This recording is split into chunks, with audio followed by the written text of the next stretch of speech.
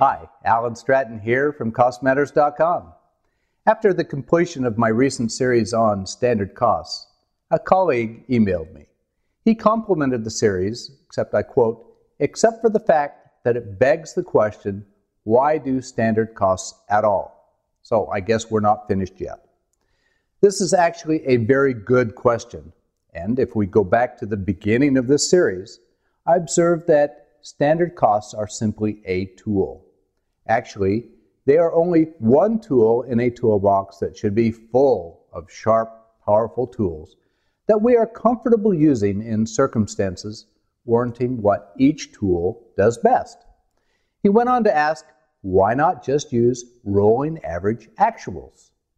Now, in my experience, each of these tools has significant value, and they are not mutually exclusive. They can complement each other.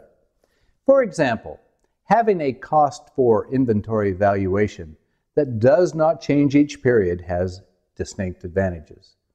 Back in my days in cost accounting, having inventory unit costs that changed every month would have been a nightmare in reconciling inventory.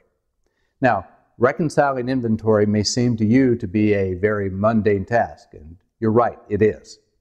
However, it is one of those things you do to maintain good control. So for me, a standard cost system is a plus in this area.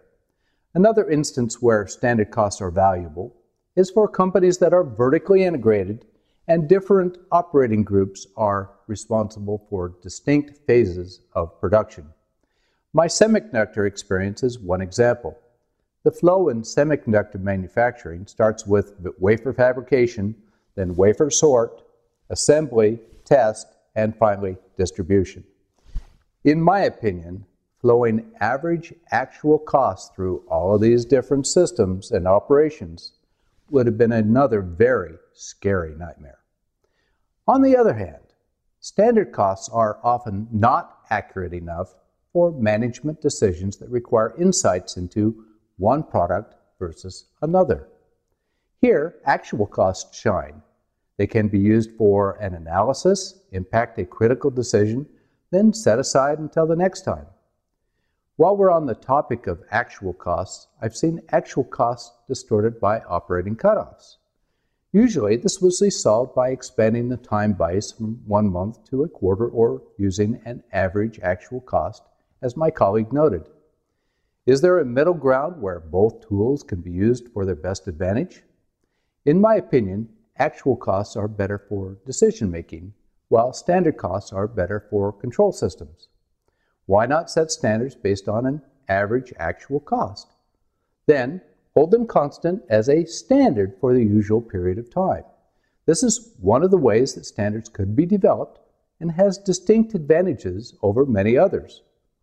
For now, it may be enough to bring costs used for decisions over to use them for control purposes, but recognize their distinct purposes.